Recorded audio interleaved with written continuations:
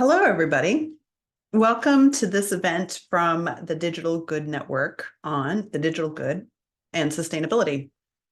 I am Gina Neff, and I'm Executive Director of the Minderoo Centre for Technology and Democracy at the University of Cambridge, and I'm also Associate Director of the Digital Good Network. Today, I'm delighted to be joined by Dorothea Kleine, Professor of Human Geography and Director of the Institute for Global Sustainable Development at the University of Sheffield. One of the things that we do in the DGN is we talk about visual descriptions for people who might hear our descriptions rather than use other senses for them. So I am wearing reading glasses. I'm a middle-aged woman with short platinum hair, and I'm sitting here in a living room, an American would say, or a reception room in a jacket. And Dorothea? And yeah, I'm sitting at home in my study. I'm a woman in her 40s, brown short hair, brown glasses, white-skinned, and ready to go. Great. So before we begin, a few points of housekeeping. This event is being recorded by Zoom, and it will be available on the website shortly after the event. We'll start today with a brief description of the Digital Good Network and a little bit of information about the latest Digital Good Research Fund call. And we'll have a short window of opportunity to ask questions about the call before we move on to a discussion about sustainability and technology with Dorothea. Once we have that discussion, then we'll open up again to questions in the discussion. If you can use the QA button on the bottom of Zoom, that will be a great place for us to track and get to all of your questions. So those can be asked through that function, and we'll get those questions during the discussion. It's hard for us to track them, so please don't place them in chat. Place them in the Q&A function on Zoom.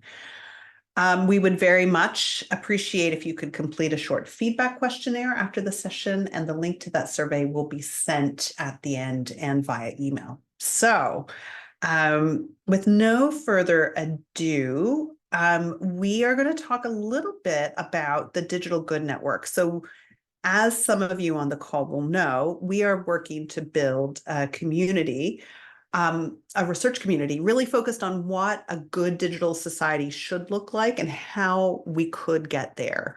And the idea about this is really to bring together different disciplines and sectors, support interdisciplinary research funding with a particular emphasis on building capacity among early career researchers. And we do that through research, through internships and fellowships. We provide training, including a summer school. We host events like this webinar and others. And we really engage multiple kinds of conversations with different stakeholders around what a digital society could be. As part of that, Nikki, next slide, we really focus on three key areas that we think are societal challenges about envisioning how we could have better relationships with digital technologies. And those are equity. So how could we make sure that digital technologies really contribute to a more equitable society? This idea of resilience, how could we make sure that people's well-being in the face of challenges can really be more resilient through our digital information ecosystem? And then the topic of today, how could we make our digital future, how could we make digital societies more sustainable? So I want to take a quick mention to talk about the Digital Good Index. That's one of the projects that we do in the Digital Good Network. I am along with the core team of the Digital Good Network, I am working on the Digital Good Index. And it is to produce a way to talk about and evaluate whether or not digital innovations ensure good societal outcomes. And so the idea is that the work that we do together as the network, as the core team, as the fellowships and internships can really help inform how we're talking about what is good and how we might measure that. So to that effect, Nikki, thank you. We're going to talk about the next research call. This is the main way that we are giving research funding to pump prime the various kinds of initiatives around digital good. So we're inviting proposals for this call that really explore whether or how the digital good can or should be evaluated. Evaluation is a big function for us in this particular call. We want to think about this process of evaluation across different technologies, contexts, domains, locations. We want to think about the role of diverse communities, diverse sectors and organizations, and in terms of thinking about how to evaluate the digital good. And we want to test methodological innovations for evaluating the digital good. So is there some kinds of ways that we can find out how we can measure what digital good might look like? We are asking for teams to be interdisciplinary, that they promote early career researcher leadership. So they have research roles, leadership roles for early career researchers, and that they connect with communities or organizations outside of research practice so that they're building that capacity, not just in academia, but also beyond. And if we can look at the next slide. So for this call, we're going to dedicate up to 450,000 pounds. That's 360,000 pounds at 80% full economic costing, for those of you familiar with the UK model. So those will be for funding applications for this call. Will fund projects in the range from 20,000 pounds to 50,000 pounds. Now that's total cost, right? So between 16 and 40,000 pounds at 80% full economic cost. The deadline is quickly approaching. It's Thursday, the 25th of April at 4 p.m. UK time. And webinars like these and recordings of the questions and answers we ask, computational methods webinar and early career support webinar are all ways that we try to support applicants in getting those projects through.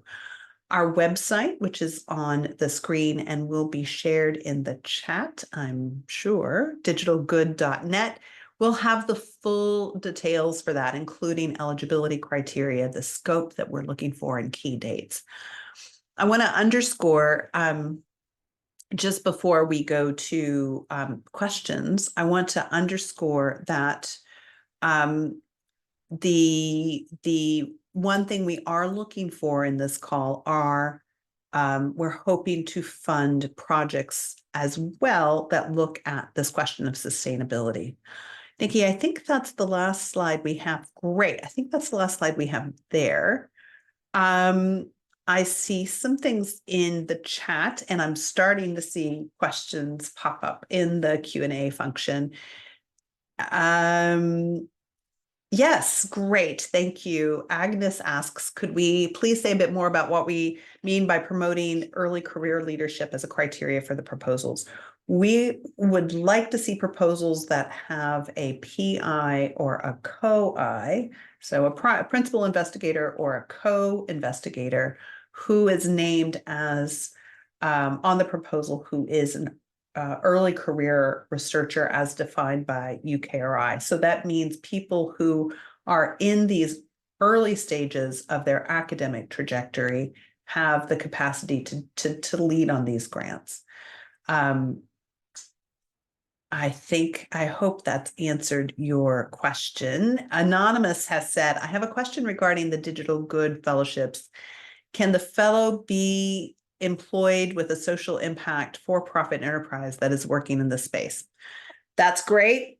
We did not set aside time for the fellowships for today, but I will take this question. The fellowships go to individuals, and so individuals can be employed.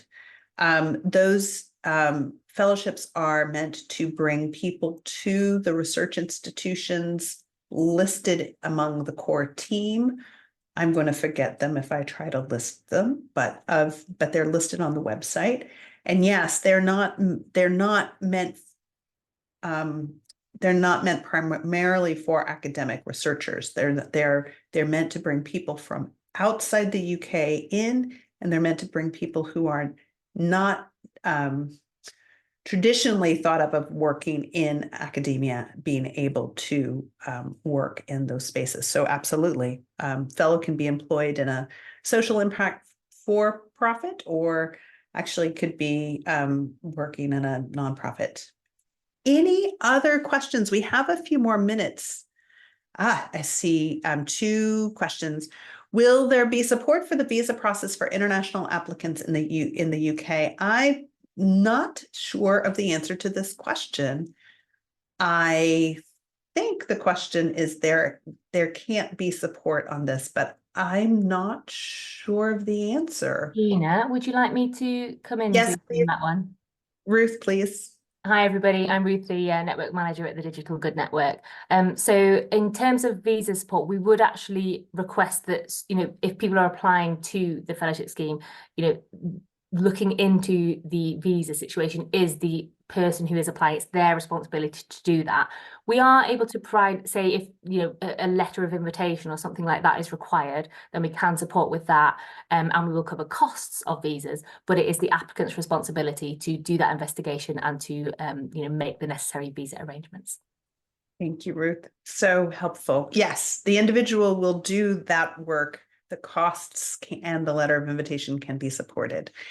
Kevin asked, can international collaborators be involved? And if yes, in what capacity, as partners or co-investigators? So in the, again, I think I'm going to need Ruth's very precise answer on this. So I know international partners get costed differently. I'm just Ruth. going to pop something in the chat, which is some text taken from our website. So I'll just do that now, and it'll quite clearly say, and it'll provide some links to some of the guidance that we follow from the ESRC about how those types of people can be incorporated. So I'll pop some links in the chat, and that should really help clear that up. Yep. Yes, the short answer is we do have some capacity, and that is now being popped into the chat. What other questions do we have before we launch in? The good thing is we're not losing our ability to ask questions on this, because we're going to go into a conversation about sustainability and digital technologies. And while we're talking, you can be thinking about all the questions you want to ask of our guest today, and all the questions you might have about the DGN and the research fund that we are promoting.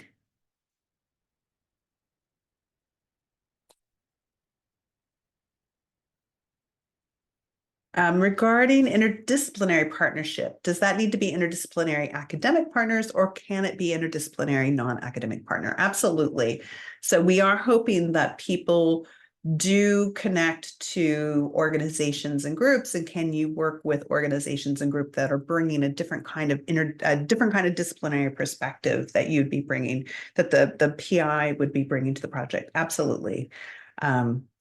We don't need to see that as embodied in the academic collaboration. Any other questions before we jump to? Ruth has very helpfully put in the eligible international co-investigators and the links. And teams must meet our objective of building an interdisciplinary network. So these are the specific language that we'll use for evaluation, and that's on our website too. Great. I'm going to take this moment, if I may, to just transition to talking with Dorothea today. You've worked on these challenges, really, of thinking about the model of digitalization and sustainability. You've got a recently published key report in this area. What do you want people to be aware of?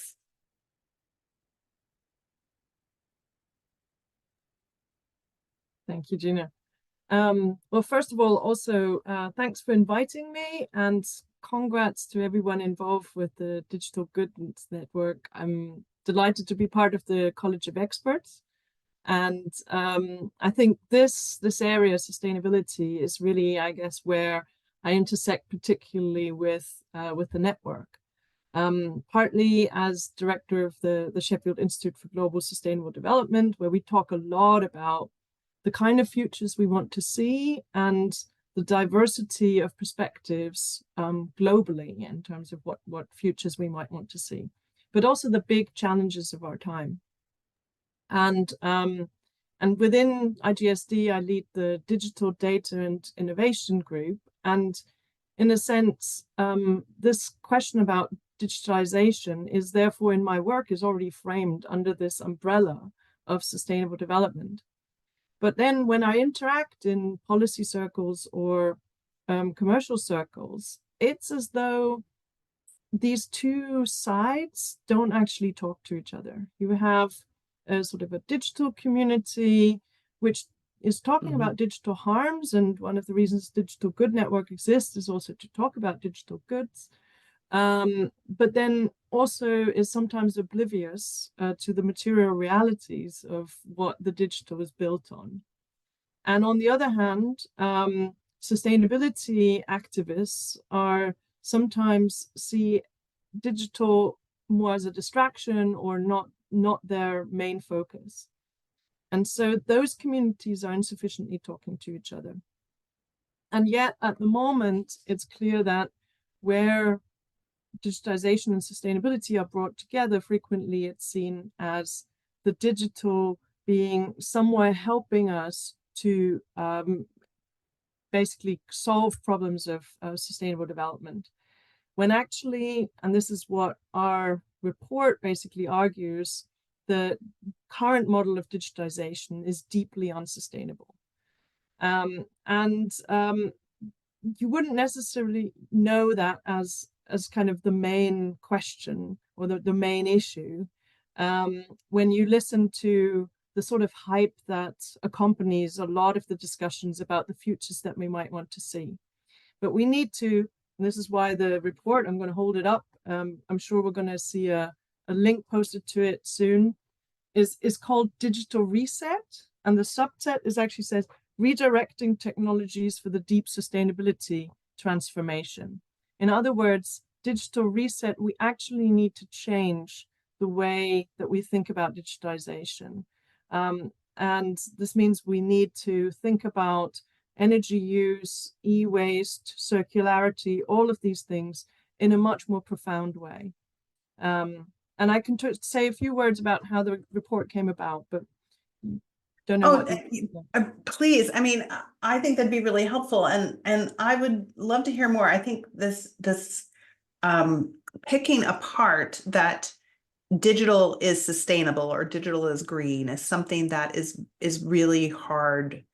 It's been a really hard sell outside of a very narrow band. Tell us a little bit about the report and a little bit about how you're going about talking about that. Yeah, so it's, as you say, if you're, for example, on a digital trade fair or so forth, you would think that digital and sustainability neatly dovetails, and digitization might mean efficiency gains, or it might be supporting smart new energy technology and so forth. And in policy circles, we've seen, for example, at EU level, a discussion about a twin transition, the digital transformation and sustainability transformation, all pointing in the same direction. And so it was really an important move that colleagues at the Einstein Center for Digital Futures in Berlin, who were kind of the initiators of this, they convened a group of 15 senior experts, all with different disciplinary backgrounds, who were all critical from a sustainability perspective of the way that digitization is currently going, and basically saying, can we actually gather enough evidence to make the case? Can we actually make the argument? And so the report is a result of a sort of a one-year process of bringing these people together to then think about not just what the challenges are, which are important, but then also what a different digital future might look like and how we might get there. So that's what we tried to do with the report. One of the things in my center, a senior researcher, Hunter Vaughn, led on a report on digitization and the film sector. So in the film industry, the idea that you can do digital production, so much more post-production, much more digital sets, are somehow greener than building things, sending people to different parts of the world. And yet the challenge in the film sector, among many challenges, one of the challenges is we don't have really good ways of measuring the environmental impact of things that are digital. You know, what are some of the, I mean, this is the call that we've put out for this year and for this round in the Digital Good Research Fund, you know, to think about these ways of measuring, but also to think about these questions of sustainability. What other challenges do you think we have in terms of this link between digital and sustainability? Yeah.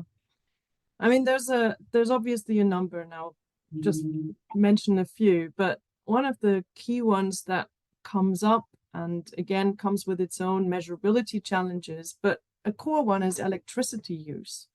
And that's for not just the production of ICT, but also the use of ICT. And different estimates exist, but for example, Centarios et al. Basically are talking about 8 to 10% of global electricity use at the moment for production and use of ICTs.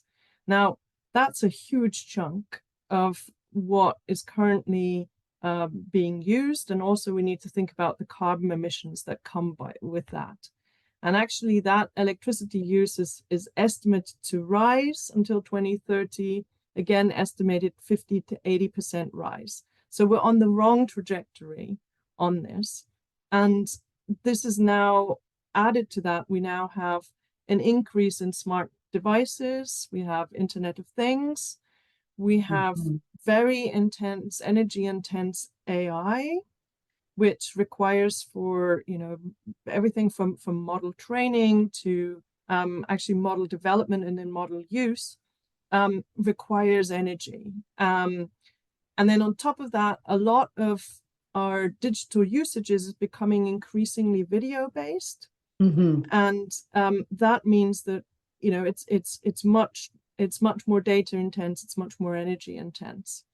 And so it's not just that we are connected, but how we are connecting and how we are interacting in the digital space. We need to have some adult conversations in terms of how, you know, when we change a lot of, or we have to think a lot of our other lifestyle practices, how our digital use, which is intertwined with a lot of that, also needs to fall in line with our sustainability ambitions. And of course, it's really important that we don't just drop that onto the shoulders of individual consumers or individual users. You know, these are systemic problems, and they also need to be tackled by multiple stakeholders, including, you know, the big tech companies that are currently such dominant actors in shaping our digital world, but also policymakers, and we've got recommendations for policymakers and so forth. And we need users to think about themselves, yes, as consumers, but also as citizens, and taking an active role in those dialogues about what digital futures we want to see. I mean, we can talk loads about energy. The other big area that also comes to mind is hardware and the way it's being produced, and devices and how they're being produced with sort of short life cycles, and not at all in a singular circular economy, but rather in a linear economic model, where we're seeing minimal recycling of components of devices, and indeed a whole set of components where we know that it's gained under very bad labor conditions. So if we're thinking about copper, lithium, and cobalt, and particularly about cobalt, and we know that we're going to run out of these precious minerals And we don't really have a recycling system in place for this. So this is only going to grow as a difficulty as well. So those are the environmental sustainability concerns. There are important social sustainability concerns as well. And it's also worth, and when we're thinking about sustainability, we should think about sort of equity as well. We need to also recognize that while we might chastise overconsumption of the digital by some actors who are or populations who are potentially income rich, we still have more than 2 billion people in the world who've never been on the internet. So the digital divides globally persist in access, non-access, but then importantly, how is the digital accessed, and are there forms of digital usage that can be classified as overconsumption of the digital?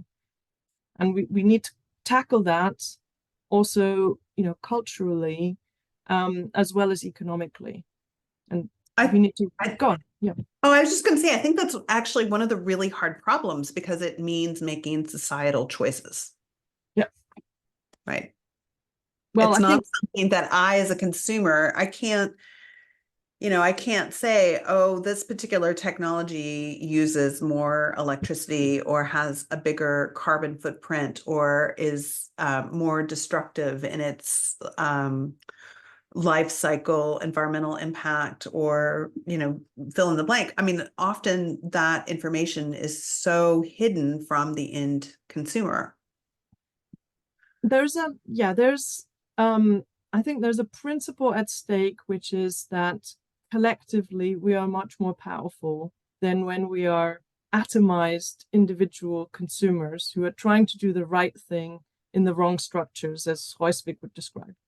And it is really important that we think about what needs to be done at policy level, what needs to be done also in dialogues between civil society, policy, and business, and also keeping a strong focus onto the unsustainable business models that we currently have.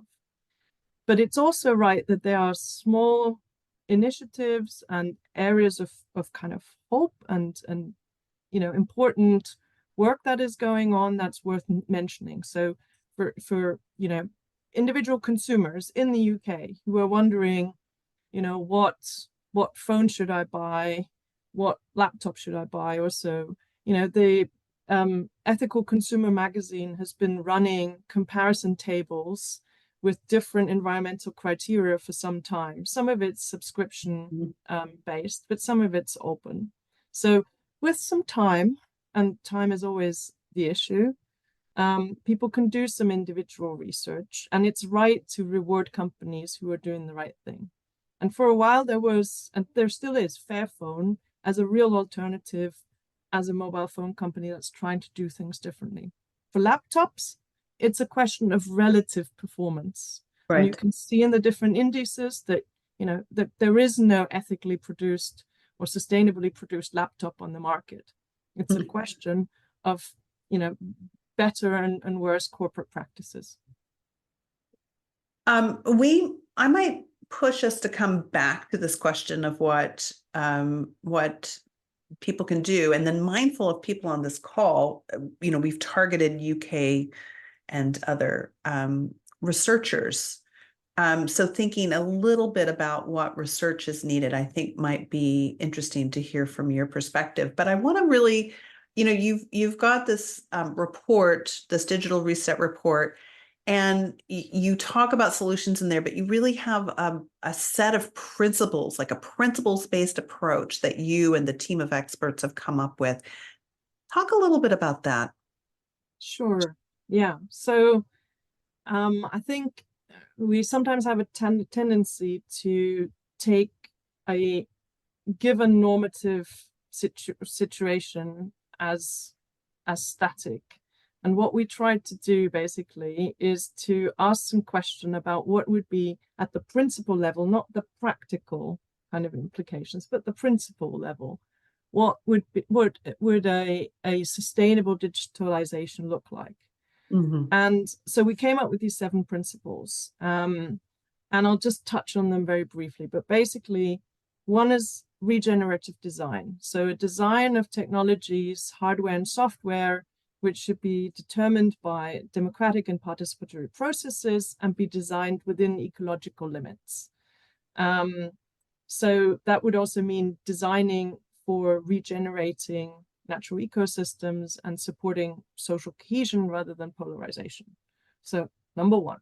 Then we are basically advocating system innovation. In other words, sort of promoting innovation that actually tackles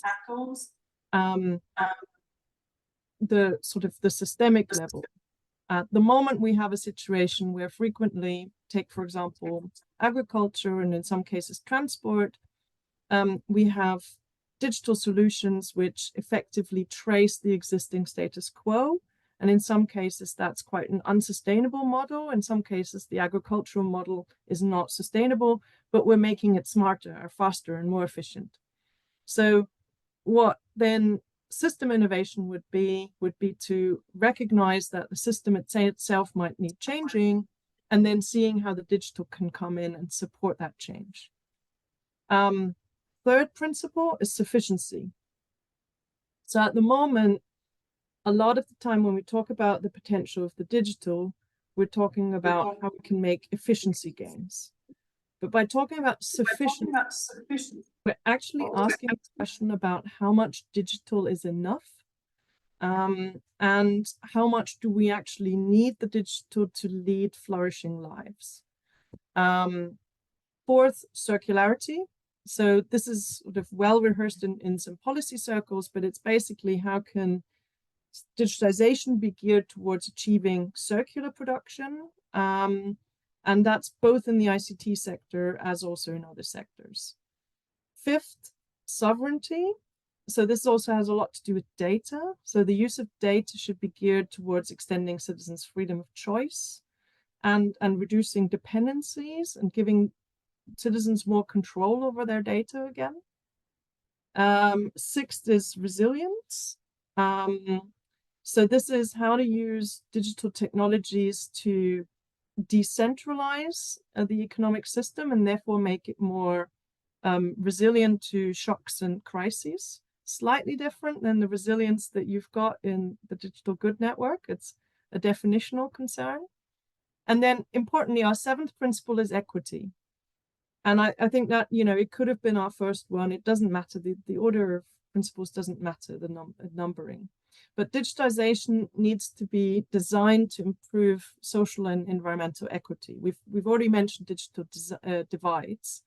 We've also got questions about working conditions, also including in the digital economy, and also questions of who has got access to what kind of digital and digital provisions. So there's lots in each of these principles, and the report goes into much more detail. But we were talking about these 7 as a way of normatively sketching out a vision of what a different kind of future digitalization could look like.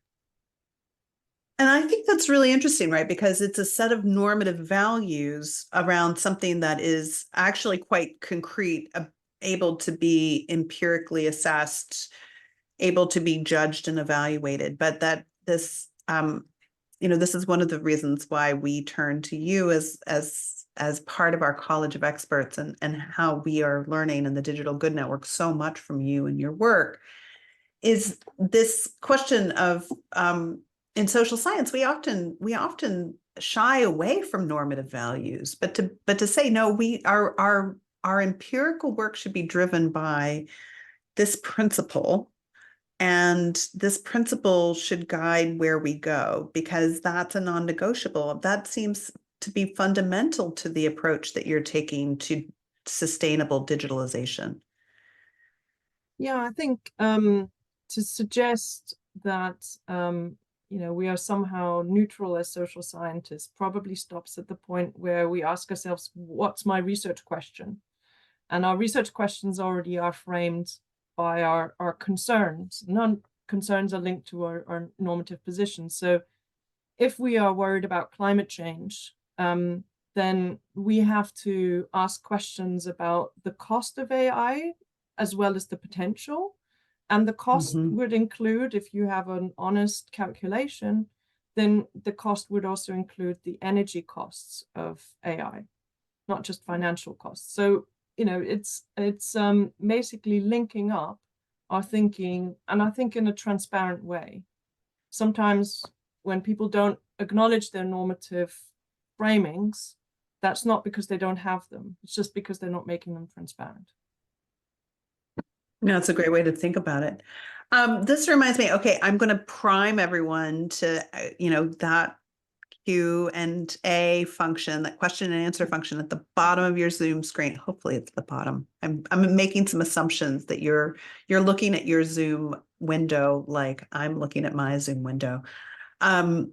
Please have your questions ready and get them in there. I have a couple of questions that I want to come back to, which is, so what does this mean for the kinds of research that you see as being useful in the world? So obviously we're here talking about how these relatively small research projects for the Digital Good Network, we're hoping to get people to give us proposals for things around sustainability and good digital societies. What are some of the open questions that you see?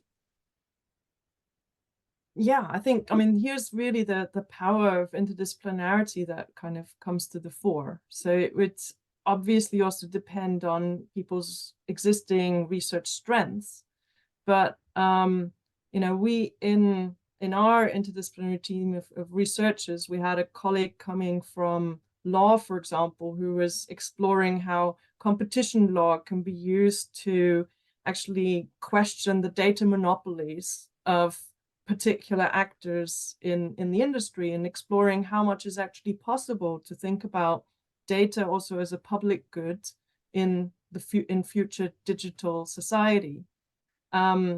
We could think about there's a lot of exciting initiatives going forward. So we've got right to repair legislation going through. So how is that going to be applied? Are there any pilots that are demonstrating the value of that?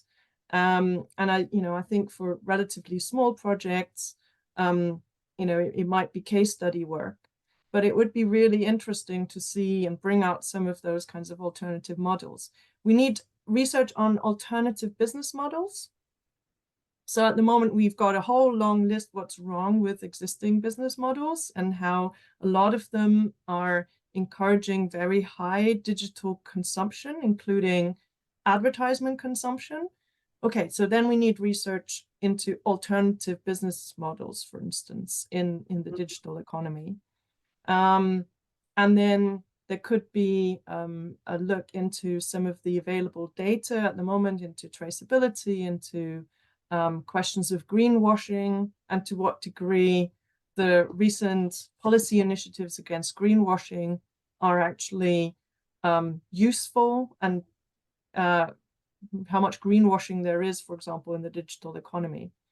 So lots of different things. I mean, to give people an idea, we had, let me see if I've got it here. We, for example, looked at the climate pledges. One of our colleagues, Joanna Pohl, looked at the climate pledges of different companies and then came up with her little index of just kind of seeing what the promises were and how far they would get us to the Paris 1.5 degrees warmth kind of goal. And so I think there's a lot that can be done even with relatively small amounts, because it's such a dynamic field and there isn't yet so much critical work. You would think so, but actually there's still a lot to be done. Right. That's a great point. Well, we've got some questions coming in. Why don't we take those as we have? This is from Preeta. How can we think about bringing on board entities like startups or small, medium enterprises, many of whom are at the interface of working with big tech corporations on sustainable technology products and practices? And maybe perhaps it's easier to get some buy-in from these smaller actors. How could we do that from your point of view? Yeah, I mean, I think there's a convening job to be done here, and it'd be interesting to see to what degree academia can do some of that convening, and to what degree it's also being done in civil society, or it could be done in policy. But basically bringing together smaller actors who are agile enough to also see the opportunities in more sustainable business models.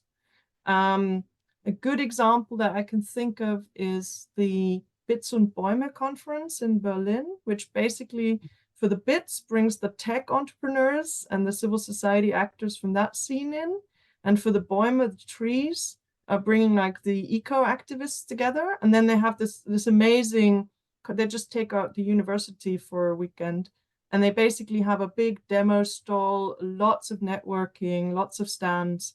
And it would really be amazing to see some of that networking occurring in a way that isn't entirely, should we say, moderated by those kinds of larger actors who clearly have a stake and might be quite happy to kind of keep their ecosystem much more controlled.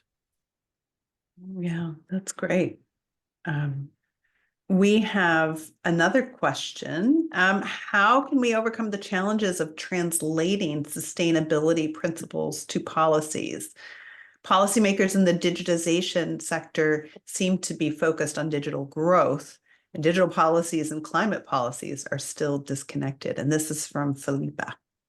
Yeah, I think this is a spot-on observation, and something that we came across in our engagement as experts with policy as well, in that we basically had an invitation. We tried to have an invitation list when we did the report launch, that included some digital policymakers and some sustainability policymakers, but then they hadn't met.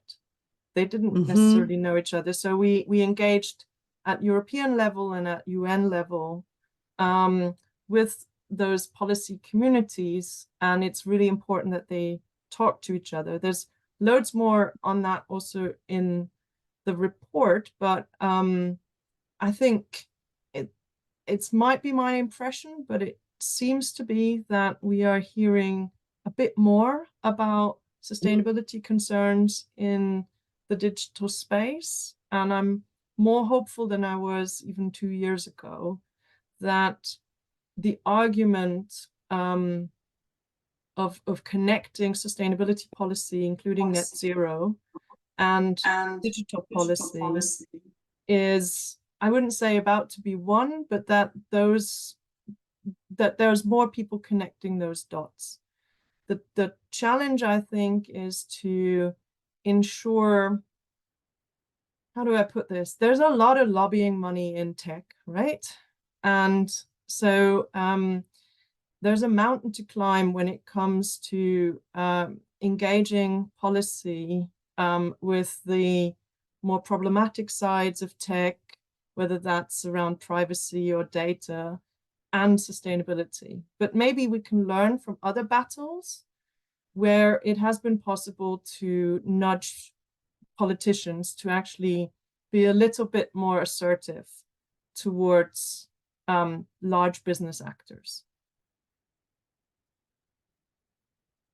Yeah, that's great. We have a question from Amy on a follow-up question in regard to startups. To the best of your knowledge, to what extent those hedge fund investors or pension fund investors have sustainability in mind when they assess their options for where the money goes? Do you have answers to? Again, wow, that's a, we've got some fantastic questions coming in. That's a really great point, because we know from, again, I straddle the worlds of kind of ethical consumption, sustainable consumption, and digital. And we know from sustainable consumption that one of the big levers is actually ethical investment and sustainable investment. And this often also comes via the pension funds routes, who are looking for investments that are in line with their members.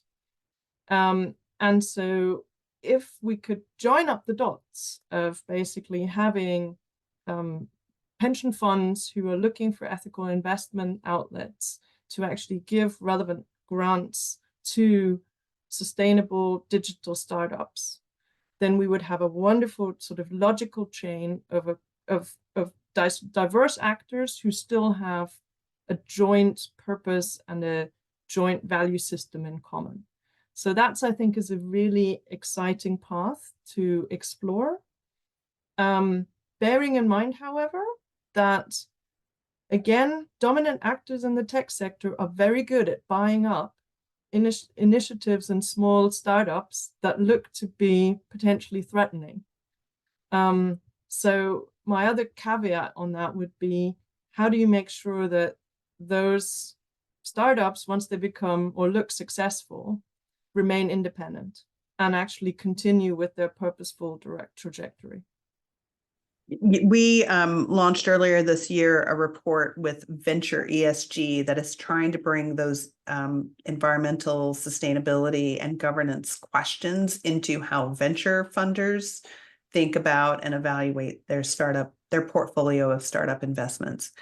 And one of the key takeaways that I have from that work is, first, they need new ways to measure and do metrics in that field, right? They're not, the ESG principles currently in several countries, governments require ESG reports to be given out to shareholders, for example. But they don't do that earlier in the funding stage, and making those design choices earlier on can be really important, right? Evaluating. So our report was actually on the crypto space.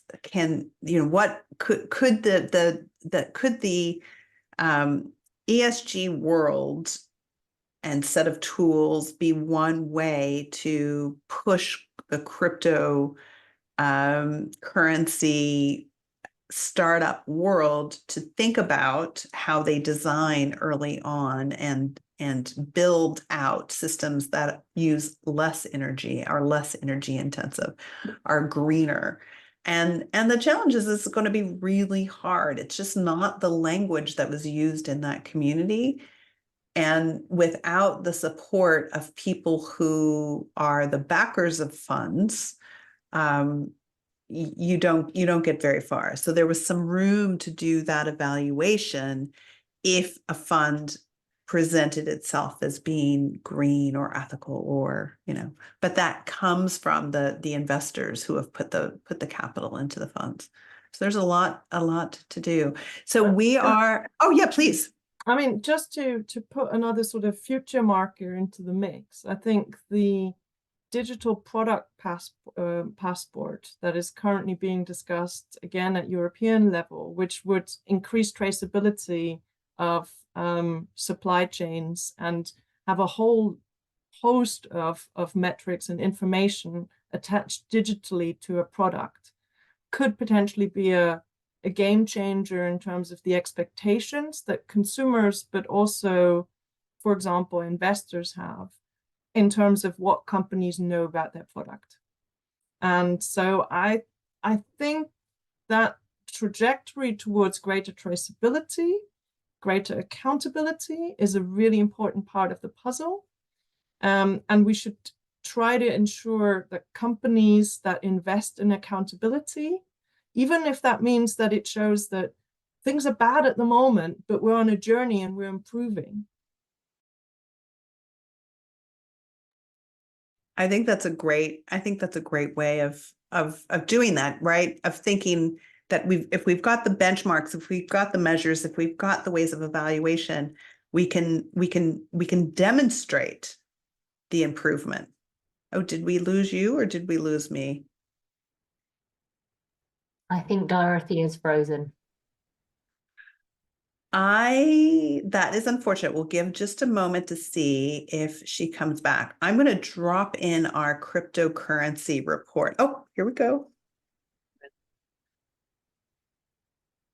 You might have froze right in the middle of that. Wow, I was just arguing to basically invest in the good guys and to reward accountability and companies to basically admit that they're on a journey, that they're trying to improve their business practices, that accountability and transparency is the sort of starting point for that, and that we want investment to go to those companies rather than, you know, shiny brochures that tell us about kind of quite a greenwashed account. We want to see the numbers. And it sounds from my conversations, I wonder if it's the same for you, but in my conversations, it sounds like we need better ways to get those numbers. We need new ways to talk about that journey to help companies make the argument for why they need to be on it. Yeah, I think there's, in a sense, there is already almost like a third-party auditing sector developing, which is, you know, questions of, we need probably a label for independent auditors on this point, but basically ensuring that companies do not pick by themselves the indicators that work for themselves. So, for instance, for data centers, you know, you can ask somebody to model your data center in a way that basically suggests that through carbon capture, you can somehow get net zero. But that's not truly thinking about, you know, the environmental impact of your data center. Yeah, that's a great point. We have time for one more question, possibly, if I see it come in quickly.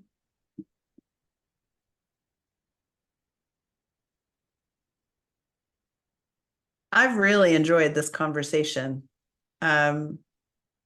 So Nikki has just put the link to the survey for the feedback. Thank you, Dorothea. This has been fantastic. I've learned so much. I'm so grateful you're a part of the Digital Good Network and so grateful for the work that you're doing. I want to thank everybody who's been on this call. This has been, for me, one of the highlights of the short month. There's details of the future seminars and events will soon be on the website.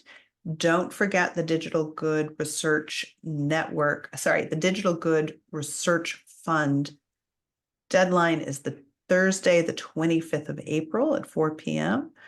And thank you. Thank you, Dorothea. Yeah, well, thank you. And I'm really looking forward to also seeing which projects you know, the network decides to fund.